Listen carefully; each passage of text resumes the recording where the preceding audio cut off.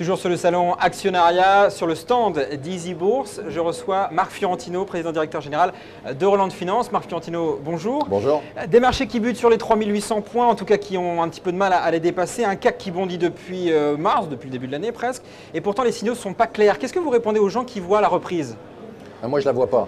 Donc, je ne vois pas de reprise économique. Je pense qu'aujourd'hui, on a un marché qui est principalement mené par le jeu des liquidités, avec certains paradoxes d'ailleurs. Quand les nouvelles sont mauvaises pour l'économie américaine, le marché monte.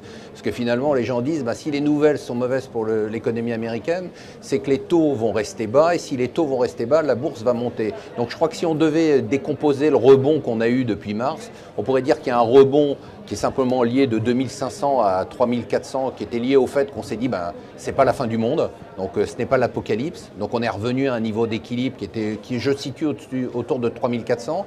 Et depuis 3400, on est dans un marché, on va dire, d'exagération lié à la liquidité. Ouais. Donc tout tourne autour de la liquidité. Donc c'est pour ça que cette situation est très compliquée aujourd'hui, c'est qu'on est dans le paradoxe. C'est-à-dire que ce ne sont pas forcément les fondamentaux des entreprises, les fondamentaux de l'économie qui mènent le marché, c'est la liquidité. Donc tout le monde regarde du côté de ce robinet gigantesque qui est aux États-Unis, c'est-à-dire les taux zéro, et se disent, à tout moment, ça peut se refermer. Si ça se referme, on sait tout de suite que le marché va rechuter. D'ailleurs, rien que cette semaine-là, Jean-Claude Trichet disait qu'en gros, en substance, les banques ne devraient pas trop s'habituer à avoir de l'argent si peu cher. Est-ce que ça veut dire, est-ce que par exemple vous anticipez justement un changement de la politique monétaire, à la fois en Europe et peut-être aux États-Unis à plus long terme ? Alors c'est justement là qu'à mon avis on regarde du mauvais côté. C'est-à-dire qu'on regarde du côté des États-Unis et de l'Europe, on ne pourra pas remonter les taux pour l'instant. Ce n'est pas ce qui est prévu. On pourra arrêter ce qu'on appelait les mesures non conventionnelles d'injection de liquidité, c'est-à-dire le rachat d'obligations. Mais ce n'est pas de ce côté-là qu'il faut regarder. Il faut regarder du côté du Brésil, du côté de l'Inde et du côté de la Chine. C'est-à-dire que c'est de ces trois pays que va venir le resserrement monétaire. Pourquoi ? Parce que ces trois pays sont aujourd'hui victimes, je dirais, à leur corps défendant de cet afflux de liquidités. Ces trois bourses ont explosé, ça crée une inflation par les actifs. Les trois gouvernements sont extrêmement ennuyés de cette popularité soudaine vis-à-vis des investisseurs. Et donc, ils ont commencé à prendre des petites mesures, des taxes sur les investissements étrangers au Brésil, des petits resserrements, mais il va falloir agir. Et je pense que le dégonflement, entre guillemets, de cette bulle actuelle, elle va venir des pays émergents. Donc on regarde du mauvais côté. Je ne regarde plus du côté de la Fed, je ne regarde plus du côté de l'Europe. Donc on ne regarde plus du côté des États-Unis, un PIB qui a bien progressé, mais un chômage qui reste quand même extrêmement élevé, au-dessus des 10%. Quels sont selon vous finalement les indicateurs les plus fiables qu'on peut regarder pour saisir un petit peu à la fois l'humeur des marchés et puis aussi de réfléchir à sa stratégie d'investissement ? Alors, je regarde plusieurs choses.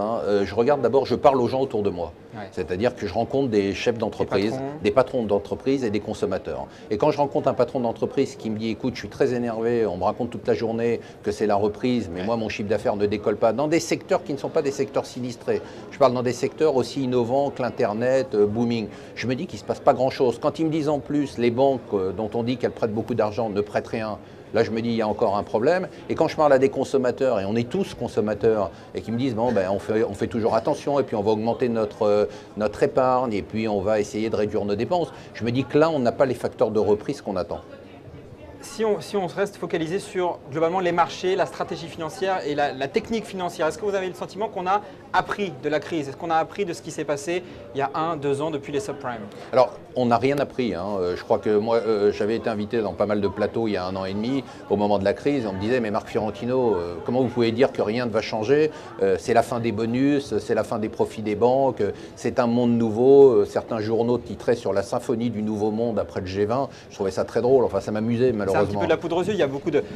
C'est beaucoup de cinéma, beaucoup de paillettes. La réalité, c'est qu'aujourd'hui, les banques, finalement, on leur a prêté de l'argent. Avec cet argent, elles nous ont remboursé. Comment elles nous ont remboursé ? En faisant de la spéculation sur les marchés. Donc voilà, je dirais que la boucle est bouclée, on continue à faire la même chose. Et aujourd'hui, les banques s'inquiètent à nouveau, c'est qu'elles gagnent un peu moins d'argent sur les marchés, donc elles vont moins gagner d'argent. Est-ce qu'on a raison de se focaliser, par exemple, clairement on le voit dans l'actualité, vous citiez un petit peu les plateaux de télé et les choses comme ça, est-ce qu'on a raison de se focaliser, par exemple, sur les rémunérations ? On le voit clairement dans les banques, il y a toujours un petit peu des passe-passe de la part des banques. Quand on ne peut plus donner des bonus, on augmente les salaires de 60, 70%, 80%, ça s'est vu dans la City, ça se voit ailleurs. Est-ce qu'on a raison de se focaliser sur ces questions-là ? Oui, on a raison de se focaliser miser sur le fait qu'on refait les mêmes erreurs que par le passé. C'est-à-dire que ce qui est très grave dans ce qui est en train de se passer aujourd'hui, c'est qu'on a eu une sorte d'avertissement il y a 1 an et demi, que c'est un avertissement qui aurait pu être salutaire, on aurait pu prendre des mesures structurelles, des vraies réformes, les gens étaient prêts. Le public était prêt. Aujourd'hui, quand on parle même aux Français, ils sont prêts, ils acceptent l'idée qu'ils doivent travailler jusqu'à 64 ans. Donc c'est déjà dans l'esprit. Malgré ça, on n'a rien fait. On a simplement donné de l'argent pour repartir vers la spéculation. Euroland Finance, vous êtes un partenaire des ce qu'on appelle les small caps.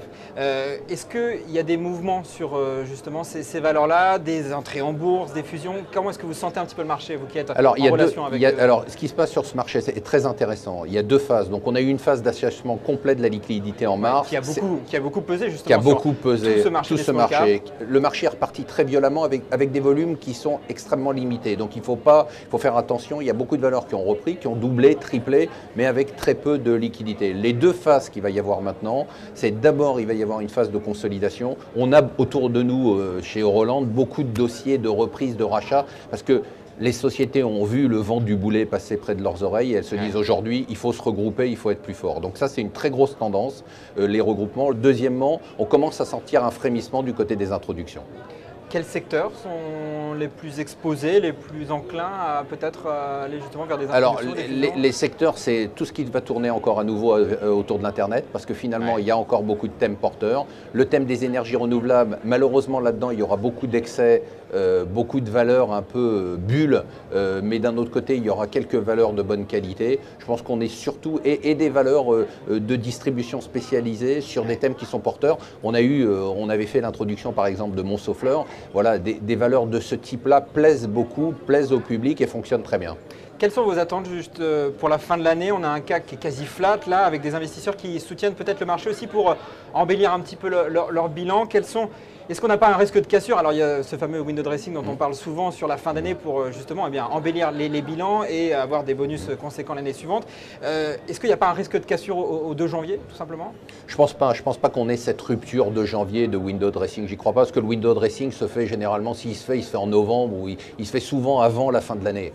Donc on l'anticipe, c'est pas vraiment le 30 décembre ou le 29 décembre. Non mais là on a un marché qui est quand même à monter, on est un petit peu en haut, un peu en suspens. Il y a encore de la place. Qu'est-ce qui va se passer? Il y a encore des liquidités, donc il se peut encore qu'il y ait une dernière vague. Ce que je dis, c'est que globalement aujourd'hui, il y a 10% à gagner, 30% à perdre.